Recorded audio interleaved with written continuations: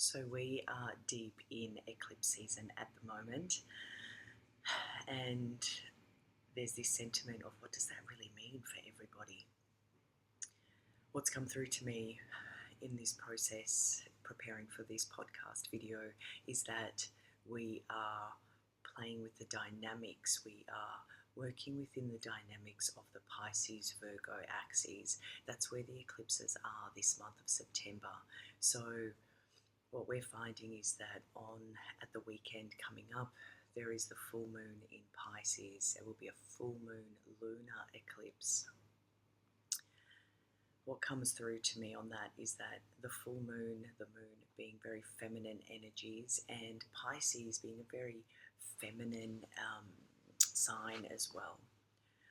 When we consider the aspects that might be eclipsed out of life, we want to consider the energies of Piscean energy when it is in its detriment. So every sign has its exalted expression and its detrimental expression. So if we think about, this is a huge opportunity for us to rise as individuals and as a collective, to use it as a means of self-development and growth within thyself. Once we do that within thyself, then our external environment and circumstances start reflecting that back to us.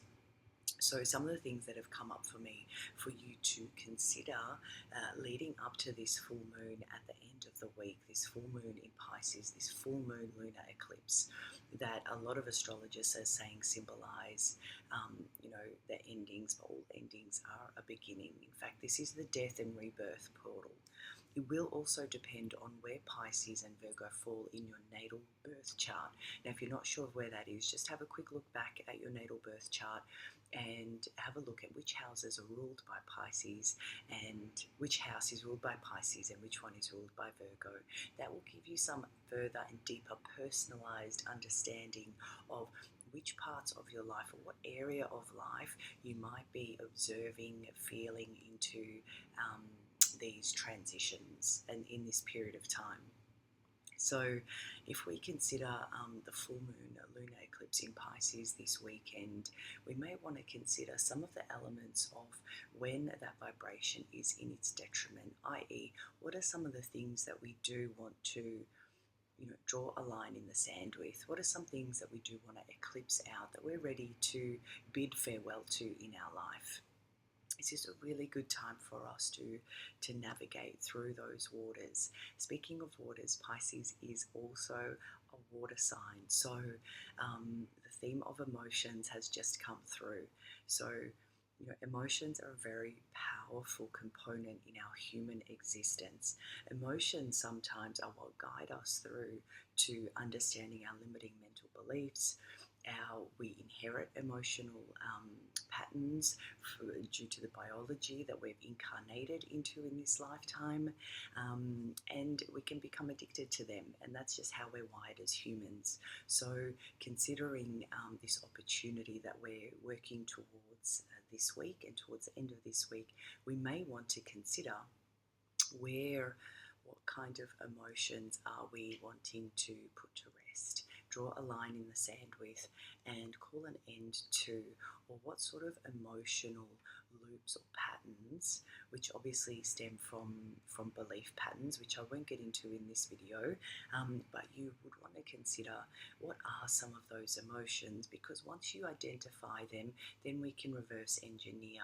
You can work with yourself in terms of changing the thought processes and the patterns and belief patterns that are creating them, or where there's just something you inherited. And yes, there are certain emotions that we just blatantly inherit, which again I won't go into this video podcast, but I do know of due to the work that I do with myself and that I offer clients as well. So emotions is one of them. The next one that has come up is considering the vibrations of Pisces in his detriment can serve as a guide for us to consider what parts of life we are done with. So some things that have come to mind when that frequency is in detriment, things that come to mind are addictive tendencies. Again, so that brings me back to the emotions, the addiction to certain emotions, addiction to certain people comes to mind, substances, a certain lifestyle, just basically looking at our routine comes to mind, which is funny and ironic that I've mentioned that, because the opposite of Pisces is Virgo, and the Virgo solar eclipse is happening in a couple of weeks' time. So there is a connection there. We have a huge opportunity, a beautifully aligned opportunity now. You know, the universe really does have our back to consider these things and become aware of them, be brave enough to adjust them so that our day-to-day is serving our soul. So now that that's come through, the other thing about Pisces in its highest vibration is your soul star. It is the last sign of the astrological wheel. It is the human coming 360 and beyond human. The Pisces is beyond the physical, beyond the human capacity, when it is in its highest expression of self. So this is part of the window of the eclipse season that we're currently in now. So that might be something for you to navigate into if you're not identifying any emotions, any addictions, and I'll continue on with that.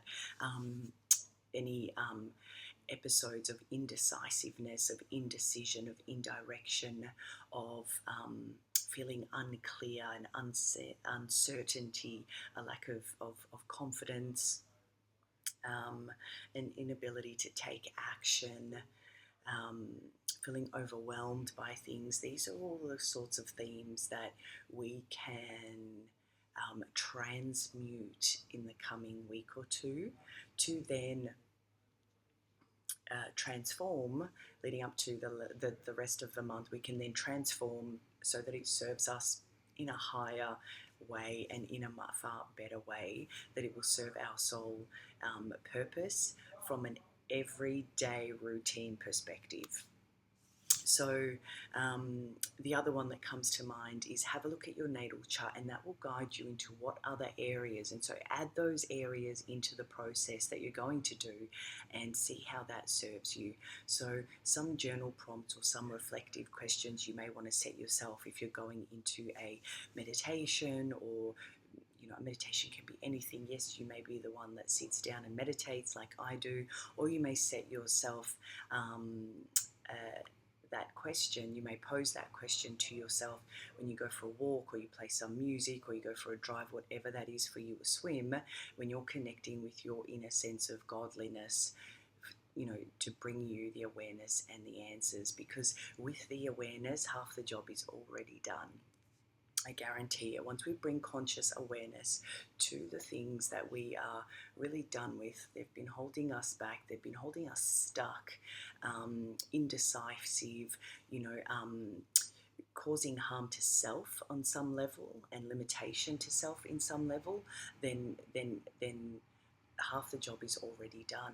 And what awaits you then on the other side of that is where is the Pisces vibration in its exaltation. So when it is vibrating in its highest, truest, fullest expression of self, the Piscean energy is all-seeing, all-knowing. As I said, it's beyond the human.